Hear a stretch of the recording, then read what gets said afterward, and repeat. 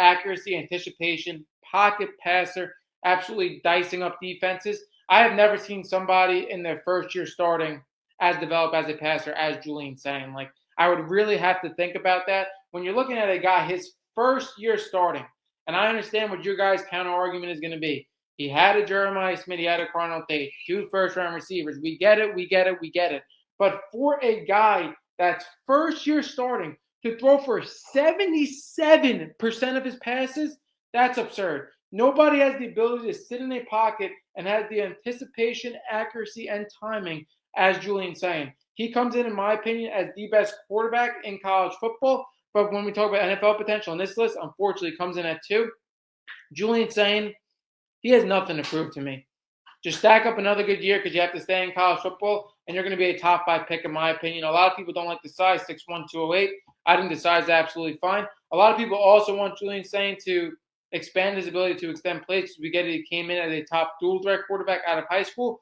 I don't think he has to necessarily do that. If he wants to expand his game a little bit, maybe extend plays a little further, take a little more what defenses give you, sure, but this is a guy that's the best pocket pass. This is, a Joe Burrow. This is a Matthew Stafford. This is a guy that's going to sit in the pocket and consistently dice up defenses.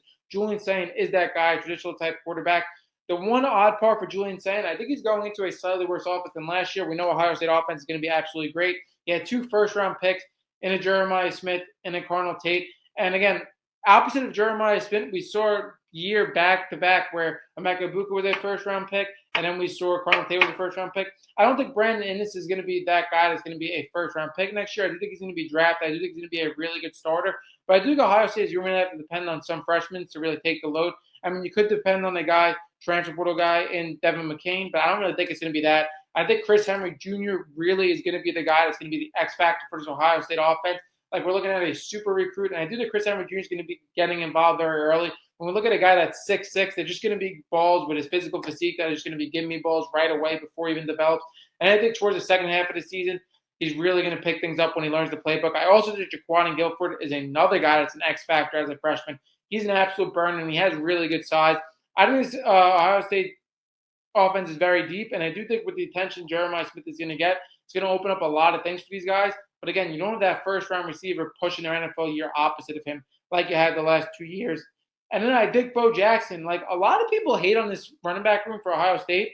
I really like it. I think Bo Jackson, I think he showed flashes last year, and I do think he's going to be a really good running back. I do think his ability to be a top 15 running back in the country, I really like it.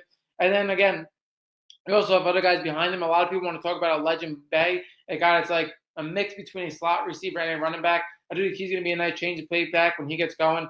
I absolutely love it. Like, I think Julian Sayin just stack up another really good year. We all know Ohio State is going to be a contender.